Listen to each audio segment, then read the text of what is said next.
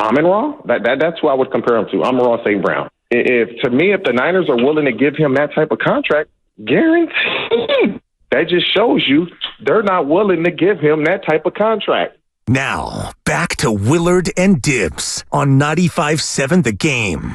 That one surprised me. That was TJ Houshmandzadeh joining us about an hour ago, right here on Willard and Dibs, 95.7 The Game. BA's personal coach, they've been texting frequently. We'll play you a bunch of what he had to say, including about 6 weeks ago, he's feeling real optimistic, thought he was about to sign. Now he's pessimistic. Yeah, TJ said that he and BA probably weren't going to be able to get together and work out because BA had the sense that he was getting ready to come on in. And then 6 weeks later, he's running routes on a baseball field in an undisclosed stadium.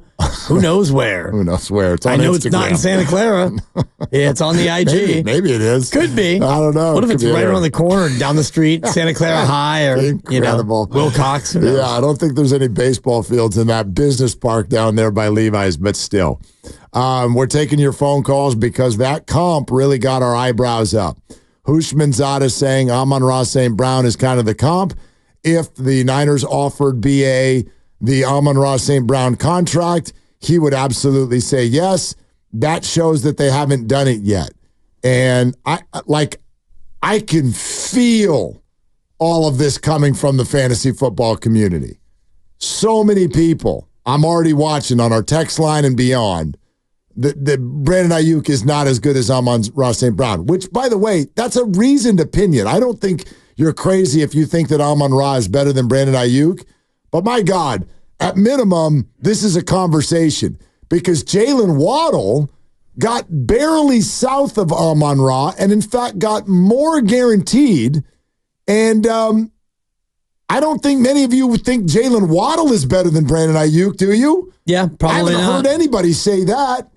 So, if BA would clearly take the Amon-Ra deal, well, the Waddle deal is like an inch south of it, right? A little bit, yeah. It's 28.25 a year As over opposed to 3 30. years, so it's 84.7 total, and it's 36 million guaranteed, as opposed to 34.6 guaranteed and 30 million a year over 4 years. So maybe it's the years, maybe it's the average annual, maybe it's the guaranteed money.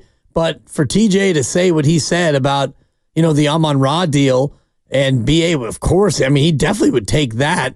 That tells me that the deal that has been offered, and I would imagine they've made an offer to Brandon Aiyuk. Yep. I'm sure there's been a little bit of back and forth. Definitely. But that tells me that the offer that they made is not close to the Amon-Ra money. It also tells me that he's not going to get the Amon-Ra money. He's not going to get that contract. If he feels like, because what do we always say about good negotiation? Both sides come away a little bit ticked off. That's what TJ said as well, yeah. And if Aiyuk is sitting there going, dude, I'd be thrilled with the Amon-Ra deal. Well, then you're not getting the Amon-Ra deal. Right. Even if CeeDee Lamb comes in above the Amon-Ra deal, which I would imagine that he would when his deal gets signed. He definitely will. He won't be up at Justin Jefferson's range, which is $35 million a year and $88.7 million guaranteed. Every time I look at that number, and then I look at A.J. Brown, who's number 2 on true guarantee at 51 flat, or Tyreek Hill at 52.5, that's $36 million above the next highest number in total guarantee. That is like, wow. And I think David Lombardi said 70% higher. That's just a crazy number. It's an absolutely bananas contract. Right. But these things do become circumstantial. Justin Jefferson, I think most would argue, is the most talented receiver in the league. He's incredibly young. He's also on a Vikings team that's not paying a quarterback right now. And he's the face of the team. He is now the face of that team with their quarterback gone. I saw another report this morning, and this is normal for rookies, but that Sam Darnold is, quote, squarely ahead of J.J. McCarthy. Right. As the quarterback. In June. Is that a motivator or, right, is that just taking the pressure off the rook, whatever? Or does it mean that Sam Darnold's starting week 2 against the Niners? All these things could be true. That's what I think it means. Probably. I think it probably means that J.J. McCarthy will get the start about week 5 or 6. That would be my guess. We can get into that as we get closer. Here's the comment you were just referencing, TJ Houshmandzadeh on Aiyuk calling him and calling off their workout. I got a lot planned this summer with not just BA, a lot of the guys that I'm working with, the stuff and the things that we're going to do. But, yeah, he'll be out for sure in the summer. But, it was at one point he thought he may sign. So it was like, I'm not going to come out because I might have to go when I sign. And so that optimistic outlook has turned into a pessimistic outlook now. Like, damn, at one point he thought, hey, I might be leaving soon. And so now it's like I have no idea. Oof. This whole thing, super interesting. And again, we're putting it out to you. If the Amon-Ra contract is the comp that Brandon, quote unquote, would take, and the Niners are not offering that, well, who's right, who's wrong? What is your comparison of Aiyuk to Amon-Ra? We can talk it out. 888-957-9570. Let's go to Tim in San Jose. Hi, Tim. What are you doing? What's up, Eric? Tim? Hey, so Gavin just told me you were Oh, hang on. Tomorrow. So, sounds like they've got their own negotiation going on. Yeah. Yeah. All right, Tim. All right, We'll Tim. get back to you, Tim. Yeah. And If I just click that, what puts him back on hold? Oh, I do that. Yeah. There you go. Perfect. Right. Look Lucas, at you. Lucas, see if you can get Tim's attention. Anyway, man, my head is spinning. About Who's all right this. and who's wrong is the way you are phrasing it. Well, And it's a little bit of a tricky thing. Like, who would you blame if this thing doesn't come to pass? Well, I guess I would say this. Like, I would say the 49ers are wrong if it comes to that, but it's June. Yeah. June 6th. TJ, clearly through Brandon, are taking this personal, like, give me that deal and give me that deal now. And the Niners are like, no, it's June 6th. We've got things to let play out. We've got all kinds of, you know what I mean? And the 49ers are very comfortable making their players uncomfortable. In June, yeah. Yeah. I mean, they did it with Debo. They did it with Nick Bosa. And now they're doing it with Brandon Aiyuk. They're very comfortable in that space. I wouldn't be comfortable in that space. I don't think all of their players, I think Brandon for sure is not comfortable in this space. And is there fallout because of that? I mean, TJ certainly suggested that there is. Like, even if you sign, you come back all angry. And where does that take you? Let's compare that to Debo Samuel. Debo got his money, but clearly went through a period where he was very, very upset. And what did he do? I mean, he came in out of shape. Didn't have a very good season. Sort of insinuated that he had another argument with the team about a month and a half ago. Work through it. They're professionals. They're, the dogs. They all want to play. Yep. They want to put good stuff on tape. They do it. And largely the reports you hear from the players are that the 49ers are a very, very well-liked organization, but not always when it comes to this. So I guess that's how I would answer the question. If it gets past August 15th and there's no deal, yeah, I'm gonna put this one on the Niners, not Brandon. Because it sounds to me, based on what we were just told by TJ, Brandon and his agent are operating in a pretty fair space. Like, think about the conversation we had yesterday. Oh, the Justin Jefferson deal. This is going to blow the receiver thing out of the market. And there's A.J. Brown and $50 million guaranteed and all this. TJ just said, dude, we'd jump at the Amon-Ra deal. Right. And he also said that, he's not comparing himself to Justin Jefferson. Like you said that TJ would report back, and that's fair. He's not Justin Jefferson, and you mentioned Minnesota and not having a quarterback that they're paying, and they're in a spot where he is the face of the franchise, and they had really no choice but to give him max money. I think they might have gone a little overboard, but credit Justin Jefferson's agent for getting that deal done, and $88.7 million fully guaranteed. Good job. Good on you. But he's not going to get that, and the fact that the Amon-Ra contract at $30 million a year and a guarantee that is south of $36 million or south of $37 million, the fact that would be a yes and that hasn't been offered, that becomes a little bit of an alarming trend for me, because I wonder. Totally. And TJ wouldn't either say or know what they're offering. Like, where do you think the Niners are as far as what they're offering in average annual value and in guarantee? I'll take Ian Rappaport's constant words. The two sides are not close. Right. So if Brandon Aiyuk would take the Amon-Ra deal at $30 million a year. Would he take the Waddle deal? Which is 28.2 and a guarantee of $36 million at signing. Probably, but I'm sensing that the offer that the Niners are coming with right now, if they are far apart, it's probably 25. Exactly. Which is the Nico Collins contract. I'm looking at all the contracts that have been signed. Yeah, what did Nico this get? year. That's a good one. What did Nico get? Nico got 3 years and 72.7. Okay. Which is 24 and a quarter. 24 and a quarter a year and $32 million guaranteed. Nico Collins. Good player. And they're a very good player. Brandon's better. But if any of you fantasy football. Any of you want to start doing the Nico's better than Brand, get out of here. Get out of here. So yeah. They're comparable. They're not comparable. Nico had 80 catches to Brandon's 75. Nico had 1,297 yards to Brandon's 1,342. Right. These are going. close. Yeah, this is his 8 touchdowns to Brandon's 7. Okay. I mean, these are comparable numbers now. So now we're only looking at last year. Well, yeah, that's just what we're looking at right there. Well, then how the hell did Justin Jefferson get $88.7 million? He barely played last year. He was hurt. Yeah. He was hurt last year. Right. I'm just saying, Nico Collins has had one good year in the NFL. He's had one good year. He's a young player. Breakout year. Yeah, he had a breakout year. It. His breakout year is very well timed. And he also had, no quarterback. Honestly, CJ Stroud? Last year he had a quarterback. Yes. Prior to that, he had no quarterback. Well, right. Yeah. Davis Mills. He didn't have a coach. He didn't have a quarterback. Brandon Aiyuk to play with Davis Mills, and I apologize to Davis Mills and all the Millses out there. Out there just catching strays. He definitely caught a couple right there. But Nico Collins is a contract that becomes an interesting one. Yes. However, they're all interesting. But I know in you spitting those numbers at me, you're not suggesting that Brandon's deal should be like the Nico Collins deal.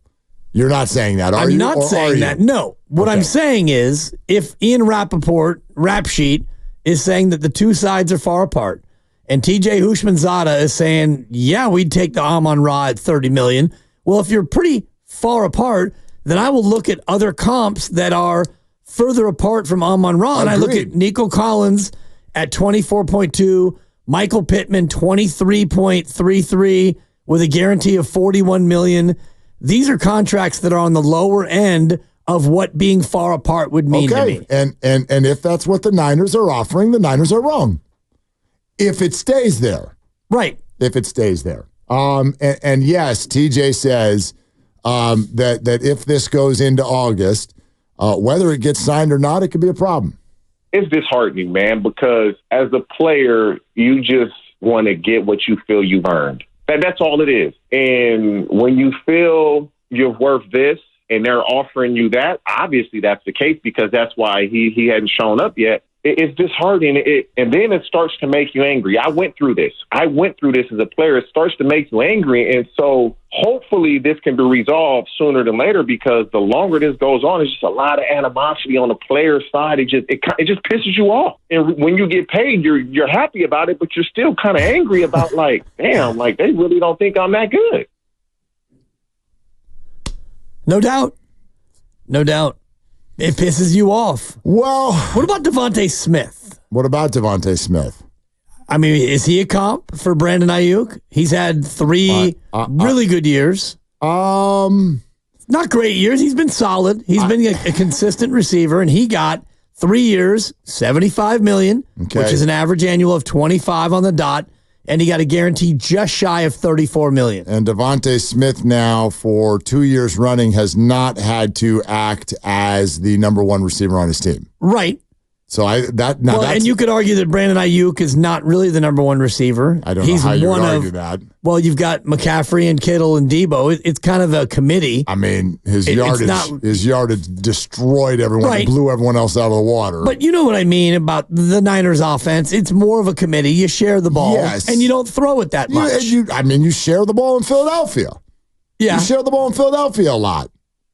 With one other guy. Yeah. I could argue. These are two receivers who are both got paid in Philadelphia for a team whose best play is to just have everybody fall down in the middle of the field and roll over for 4 yards. It's unstoppable. Yeah. I mean, by the way, did you see Jalen Hurts had a comment today? This quick aside, Dibs. Okay. I like a quick aside. Jalen Hurts said today, quote, 95% of the Eagles' offense for 2024 is new. Whoa. How's that going? 95% of the offense is new? I wonder if that stupid up the middle thing is part of the 5% that stayed. Tush push, 100% part of the 5. Yeah, right? Except for there's no Jason Kelce, so does it work anymore? Is it going to work? Probably. He was supposedly the thing that made it go. He was the straw that stirred the drink. That thing was like a 95% success rate, that play. I hate that play. It's so stupid. Yep. I can't argue with it. It's not against the rules. But it's just like, what are we watching here? Right. I love it when people do that. It's not against the rules. Well, there's certain things in the spirit of sports that are like, okay, you know, it's kind of like when they put all the infielders on the right side of the base. Not against the rules. Right. Right, but it's stupid. It's also stupid, like and we don't like watching it, and this is entertainment, so stop doing it. And the NBA did a good job of that with the hack-a-shack and the take foul and all the other nonsense that teams would do to avoid, you know, getting beat on the fast break. They just outlawed it. And I would imagine that football eventually will get to that point, but they're too busy fixing the kickoff. Right. Which I'm looking forward to seeing that. And teams are going to have multiple kickers and people are bulking up. Good point by 650 on our text line. Nico Collins did all of that in 15 games. Okay. How many did Brandon? Brandon missed one game. He missed one. He missed one. In 16 games. Yeah, I think he missed. The only game he missed, I think, was that last game where they sat everyone against the Rams. Yeah. And which is why Sam Darnold struggled in that game. But I don't want to, quick aside, Team Darnold over here. Go down that Don't want to derail this whole thing. I'm just looking at contracts that, because if Ian Rappaport is right in terms of them being, quote, far apart, and TJ Houshmandzadeh, who's close to Brandon, says, yeah, we would take that Amon-Ra deal at 30. If you're far apart, it feels to me like the Niners might be using some of these deals that were signed this year, like the Nico Collins, like the Devontae Smith, contracts that are more in the mid-20s as the neighborhood that they want to be in. Interesting conversation, okay? So let me take the arc of the day, because I referenced earlier in our show something that happened on the morning show when Rob Stats Guerrera said, he criticized the 49ers for not getting this done yet. Like, receivers they're all signing. Why not Brandon? I disagree, because I go, to me, this one, the mere nature of our conversation right now is that this is tricky. I don't think the world knows how to tab Brandon Aiyuk. Half of you are like, this guy's the fourth best receiver in the league behind Brown, Hill, and Jefferson. And then there are other people who are like, Nico Collins is better than Brandon Aiyuk. So I think it's tricky. TJ, though, makes a statement that very much leans in the direction of what Stats Guerrero was saying earlier today. Look at the Philadelphia Eagles. They signed Devontae Smith. Since they signed Devontae Smith, the market, like you said earlier, has exploded. So the Eagles, they were proactive. Devontae Smith is probably looking like, man, I probably could have gotten $4 to $5 million more per year. But the Eagles being proactive, they got out in front of it.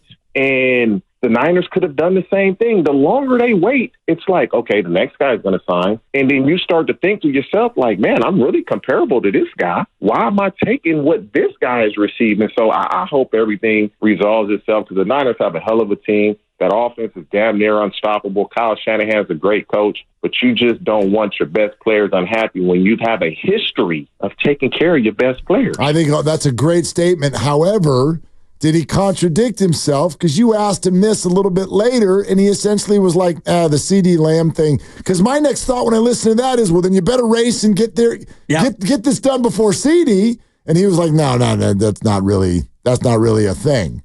So I don't know if time has just expired or if time is still a factor now. It's not going to go down. I mean, it is sort of a funny overall argument, though, because people are like, oh, the earlier you do it, the better. Well, I mean, isn't that like true every single day of the week? I mean, if that's the case, then just sign all the. Of course, everything's going to keep going up. But Aiyuk's comps don't change. And so you could also easily argue, if you're the 49ers, you're like, Devontae Smith is still the comp that he was whenever they signed that. So we can still use that as a comp. Right. No one's going to use Justin Jefferson as a comp. So I don't know, man. I don't know if, is the market rising? Just because Justin signed, I don't necessarily agree that the market is rising with every day right now, because the comps are still the comps. Right, but the top of the market has risen based on what Justin Jefferson got, and CeeDee Lamb is still out there. And if you're Brandon Aiyuk, you look at CeeDee Lamb's contract, and I think you can, start to think about that being a real comp, not Justin Jefferson. So I do think it's interesting what he said about Philadelphia being proactive. And Devontae Smith, I'm looking at it, he only got $25 million a year, whereas if he was still out there now looking to sign his deal, I think TJ Houshmandzadeh's right. He could probably expect to get 28 or 29 based on what other receivers who are maybe not as good as him have gotten.